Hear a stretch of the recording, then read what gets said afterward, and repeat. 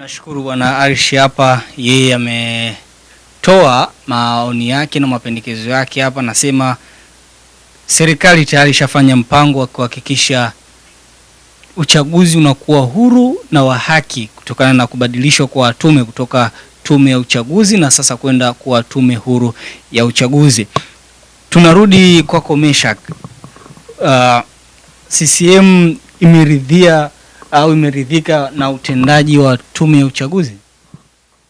Kwanza naweza nikasema imeridhika kwa utendaji wa tume huru ya uchaguzi, kwa sababu ni tume ambayo inasimamia vyema na inasimamia misingi ya kiuchaguzi, na ndio maana toka imeingia tume hii huru ya uchaguzi haujaona malalamiko makubwa zaidi kuliko siku za nyuma. Kipindi cha nyuma kweli uchaguzi tulikuwa tunaangalia vita vinatokea, watu wanapigana, watu wanashambuliana, lakini kwa kipindi hichi toka tume hii huru ya uchaguzi imeingia, kidogo misingi ya uchaguzi imezidi kuwa mikubwa katika nchi yetu.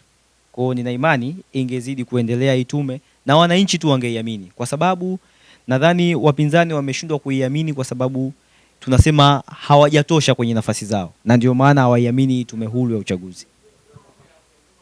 Lakini bado kuna changamoto kwenye tume huru ya uchaguzi.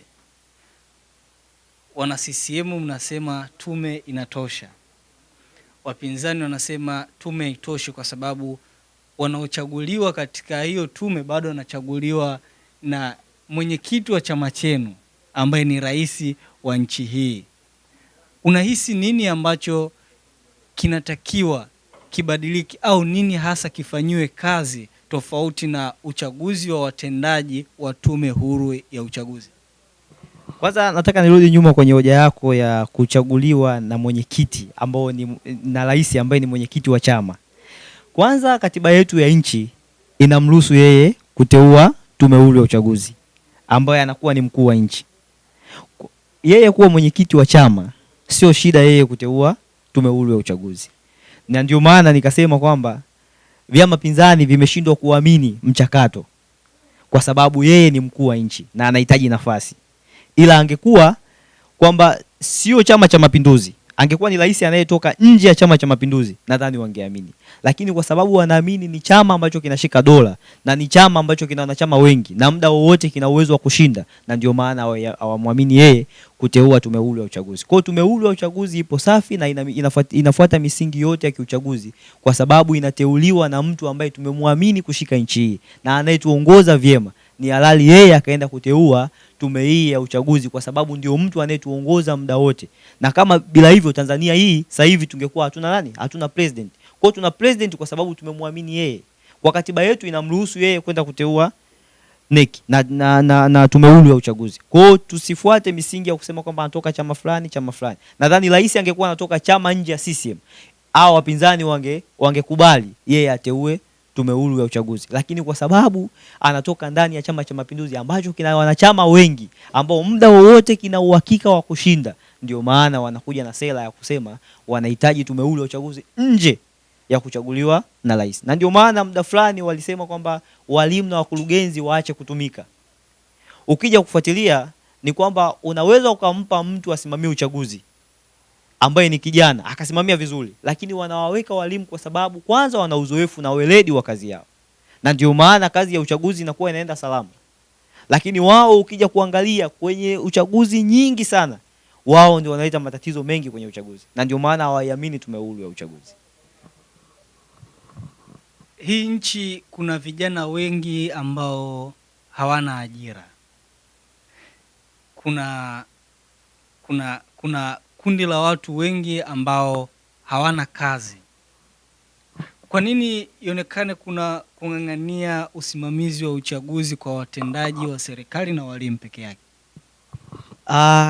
Naweza nikasema kwamba ni kitu ambacho naweza nikasema kwamba vijana wengi wanapata nafasi katika uchaguzi, na wapo watu ambao wameenda kusimamia uchaguzi wa serikali za mitaa nje ya walimu, lakini walimu nao wanaongezwa kwa sababu ya weledi wao wa kazi. Lakini wapo vijana ambao wanapata nafasi ya kusimamia uchaguzi, na wengi wao wamepata nafasi ya kusimamia hata uchaguzi mkuu wa 2020, lakini walimu wanaongezwa vyama pinzani havihitaji walimu na wakurugenzi, kwa sababu ni watu ambao wanasimamia vituo, wanakuwa ni wakuu wa vituo katika uchaguzi, lakini wanaosimamia uchaguzi process nzima ni vijana ambao hawana ajira, na inawezekana ni wanafunzi waliomaliza vyuo vikuu, waliomaliza form 6 wanarudi mtaani, waliomaliza form 4 wanapata nafasi ya kusimamia uchaguzi.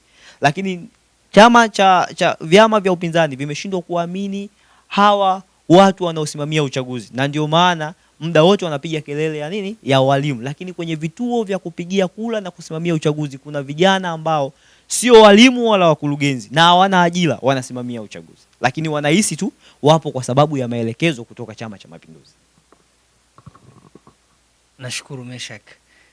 Tunakwenda kwa Irish, tutakuja kwako bwana Irish. Unaona CCM inatumia dola kwa maslahi yake binafsi? Hapana.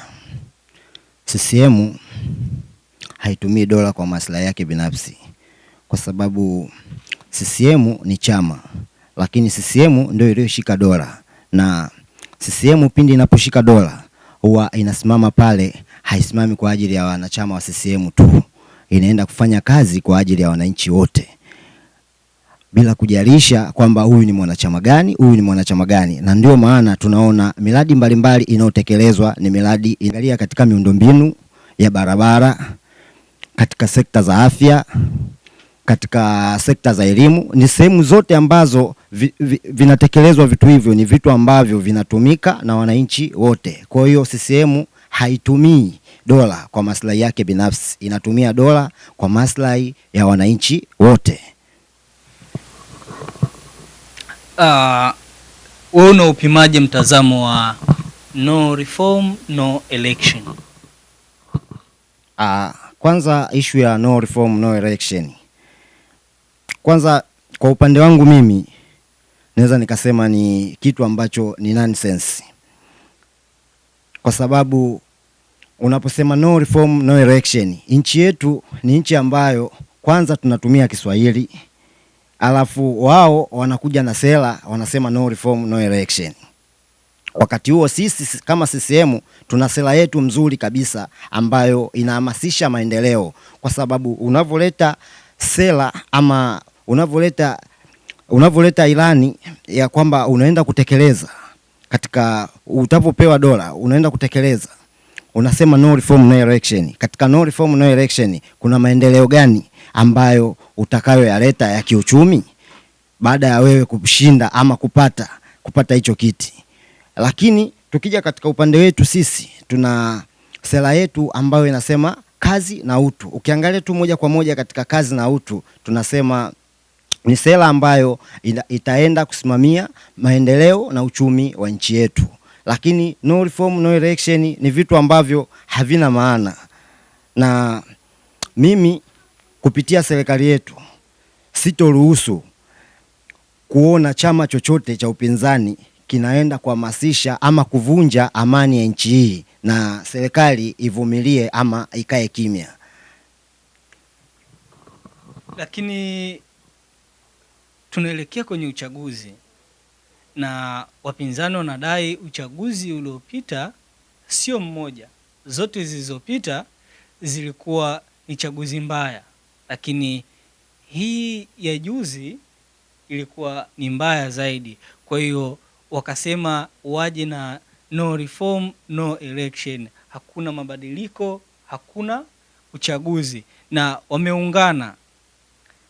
Chadema wamesema no reform no election.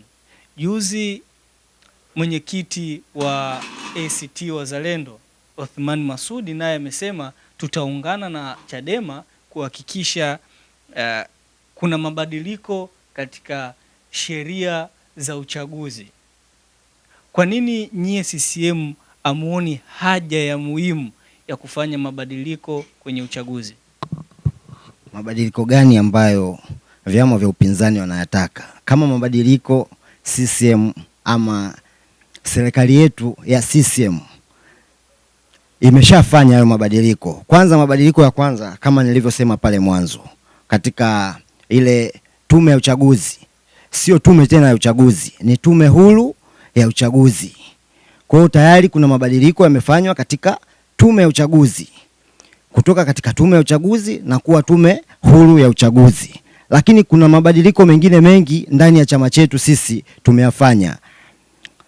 Njoo katika upande wao. Upande wa hivi vyama vya upinzani kuna mabadiliko mengi ambao wenyewe wanatakiwa kuyafanya, lakini hamna mabadiliko yoyote ambayo wanayafanya, na wanataka tu kwenye upande wetu sisi tufanye mabadiliko, na mabadiliko sisi tushafanya na wenyewe wanaona kwamba tume huru ya uchaguzi inatosha. Wapinzani wanadai mabadiliko ya kwanza wanayotaka wao kuona watendaji wa serikali hawajishughulishi na usimamizi mkuu wa uchaguzi. Hilo la kwanza. La pili, wanasema wanataka sheria ya rais kuchagua watu wa tume ibadilishwe.